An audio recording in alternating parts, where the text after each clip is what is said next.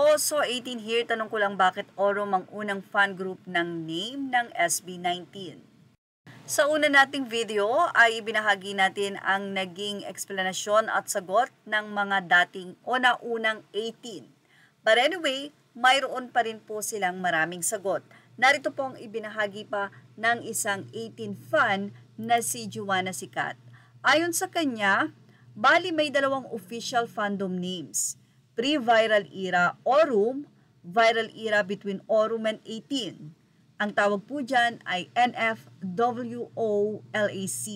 Ang ibig sabihin naman po niyan, nameless fandom with official logo and color.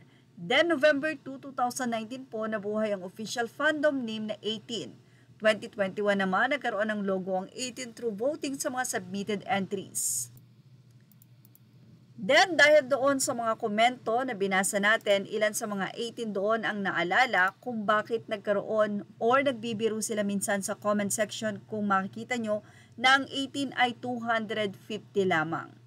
Mula sa naging komento ni Mariel Lian, sinabi niya na Orum means gold, Mahalima treats their fans as precious as gold, that's why yan din ang reason but may apostrophe ang fandom name ng 18 to pay homage to the Orum peeps. Sumagot naman ng isang 18 na si Catherine Pangatihon at sabi niya, as I recall, it was a random name lang na lumabas nung una but it was actually referring to SB19.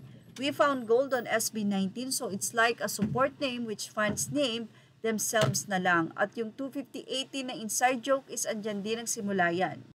Kwento pa ng isang fan, yung daw 250 na inside joke po ay bash ng kabilang bakod. Turned into our inside joke, saying na 250 lang naman daw yung 18 na umattend sa isang event, 2023-2025 lang ata yan. Di ko na maalala. So 250 yung time ng Aurora Music Festival 2024, sagot naman ng isang fan. No, hahaha, 2024 pa yung 250 na inside joke. So Joanna Sikat, true. Pangbubuli ng walis galing sa 250 lang daw ang fandom ng mga bano. Pero pang back to you ko, sa bashers ay 251 na kami, hoy. Say naman ng isa pang 18, hahaha, yes, pero kasi noon nag-O-room, 250 lang din ang members daw eh. Di ko na matandaan yung post, pero 2018 yon. Pero dami ng international noon, silent pa nga lang, kaya mas mabilis nakilala abroad kasi marami pala talagang international fans na Pinoy una pa lang cause it remind us of home. So yan po ang kwento ng 250 na fan ng SB19. Well, ano po ang masasay nyo at madadagdag dito? Ilagay lamang sa ating comment section. Images or all credit to the rightful owners. Please like, share, and subscribe.